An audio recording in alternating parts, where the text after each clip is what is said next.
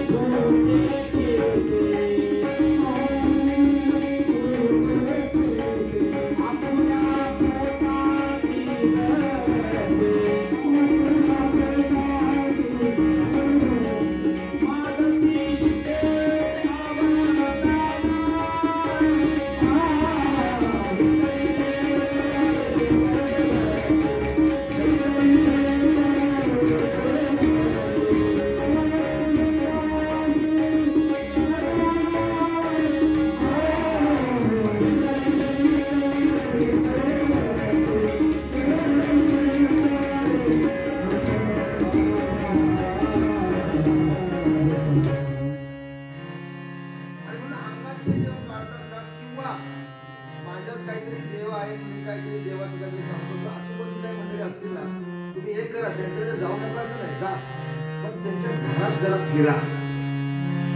जर यांच्याच अंगात देव आहे तर यांच्या स्वतःच्या घरची स्थिती काय आहे, यांच्या स्वतःच्या घरची यांची मुलं बाळ बाबा काय, यांच्या घरच्या परिस्थितीत काय, यांची मुलं बाळ काय शिकताय, त्यांचा पती कसा आहे, त्यांच्या घरातल्या आतमध्ये त्यांचा स्वयंपाक घर कसं आहे, हे सगळं आपण बाहेर टाकायचं। आपण काय करतो, घराच्या बाहेर तिथं कुठेतरी रूम केलेला असतो, देवारा केलेला असतो, तिकडं तांबडा लाव, तिकडं तांबडा लाव, इकडे काहीतरी कपडे बांध, तिकडं फोटो लाव, तिकडं खंडोबा, इकडं ज्योतिबा, तिकडं भैरोबा, तिकडं काळोबा, तिकडं गोरोबा, हे सगळे असे फोटो आरास।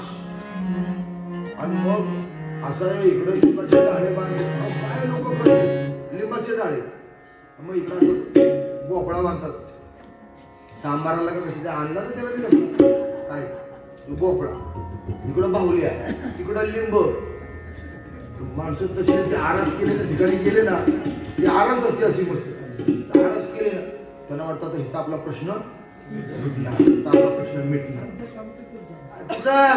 गिरायकच झालं ते सुरूच। हे आपल्या सगळ्यांना माहिती आहे। काल का परवा कोणीतरी मला विचारलं कि ते काय म्हणले महाराज, ये नागबली क्या होता है? नारायण नागबली क्या होता? मला करायला सांगितलं, म्हणजे करने के लिए बोला है। 4-5 साल कोणीतरी काल का परवा मला विचारलं, 4-5 वर्ष झाली मला करायला सांगितलंय, आज करीन उद्या करीन, आज करीन उद्या करीन। म्हटलं माझ्या आई तू त्याच्या नादालाच लागू नको, असला नाग त्याचा बळी, अरे नागाची पूजा करतात, नागाची पूजा करतात ना नागपंचमीला, आणि हे काही जण काही ठराविक लोक काय करतात, नागाचा बळी द्यायला होतात। मैं क्या बोल रहा हूँ, ये नाग बलि देखे और कुछ ऐसा तेल चढ़ा के और कुछ चढ़ा के, ये हमारे जीवन में जो कोई प्रश्न है वो छुपने वाले नहीं है। प्रयत्न महत्वाचा काय, प्रयत्न। प्रभू राम आणि लक्ष्मण प्रयत्न करत पंपा सरोवर पोहोचले, आणि पंपा सरोवर पोहोचल्यानंतर तिकडे पुढे ऋषमुख पर्वतावर बर का राहणाऱ्या सुग्रीवाकडे वाटचाल करायची, परंतु त्याच पंपा सरोवराच्या ठिकाणी तिथं एक आश्रम त्यांना दिसला आणि तो आश्रम कोणाचा होता? तो मातंग मुनींचा आश्रम, स्वतंत्र ऋषी त्यांचा आश्रम. तो आश्रम दिसल्यानंतर त्यांना हायसं वाटलं, एक आश्रम दिसतोय, एवढा मोठा प्रवास करत आलोय, पाहू तर कोणाचा आश्रम आहे. आणि तो आश्रम बघितल्यानंतर प्रभू तिथं थांबले मंडळी. आणि तिथं थांबल्यानंतर त्यांनी बारकाईनं पाहिलं की हा आश्रम आणि ह्या आश्रमात कोण आहे? तर एक वृद्ध स्त्री दिसली. असे सगळे केस पिकलेले आहेत आणि तिच्या मुखामध्ये अस्पष्ट असा शब्द येत होता, अस्पष्ट असा, श्रीराम श्रीराम श्रीराम श्रीराम श्रीराम श्रीराम असा अस्पष्ट शब्द प्रभूच्या कानावर पडला. आणि प्रभूच्या लक्षात आलं की कोण आहे?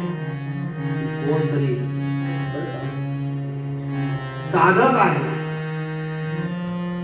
भक्त वेगळे आणि साधक वेगळे. साध्य करण्यासाठी जे प्रयत्न करतात ते साधक, आणि भक्त आपल्या गोळेपणाने काहीतरी करायचं म्हणून वाट फुटेल त्या रस्त्याने जायचं म्हणून जाणारे ते भक्त. भोळा भक्त या शब्दाचा अर्थ मी सांगतो. भोळा भक्त, देवाला भोळा भक्त आवडतो. भोळा म्हणजे बावळट नाही. भोळा या शब्दाचा बावळट अर्थ, भोळा म्हणजे शुद्ध, शुद्ध अंतःकरणाचा, शुद्ध मनाचा भक्त म्हणजे भोळा भक्त. काय काय जण विचार करतात भोळा भक्त म्हणजे भोळ्यापणानं आपलं राहायचं, आपलं भोळ्यापणानं. आणि भोळ्यापणानं कोण म्हणत तिकडं जायचं, भोळ्यापणानं आपलं तुम्ही पण चाला, इकडं पण चाला, तिकडं पण चाला, तिकडं चालले भोळ्यापणानं. तुला काय जरा विचार आहे का? तुझं डोकं बिकं तुला आहे का नाही? सगळे सारखं सगळ्याच्या डोक्याला कसं चालतोस? स्वतःच पण डोकं वापर ना. विशे साहेब म्हणाले चला या गाडीत बसा, बसले. आमचे संतोष बाबा म्हणाले आता तुम्ही या पण गाडीत बसा, इकडे पण बसा. आता तुझं काय डोकं कुठल्या गाडीत बसायचं? जर तुझं पण मोठं डोकं चालव ना. असे गोळे आपल्या मुंबई महाराष्ट्रात भिवंडीला, इकडे खर्डीला, तळकरला, आमच्या वाईला, साताऱ्याला कमी नाही.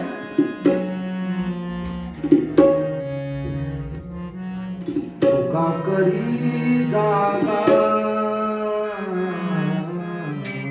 तुका करी जागा,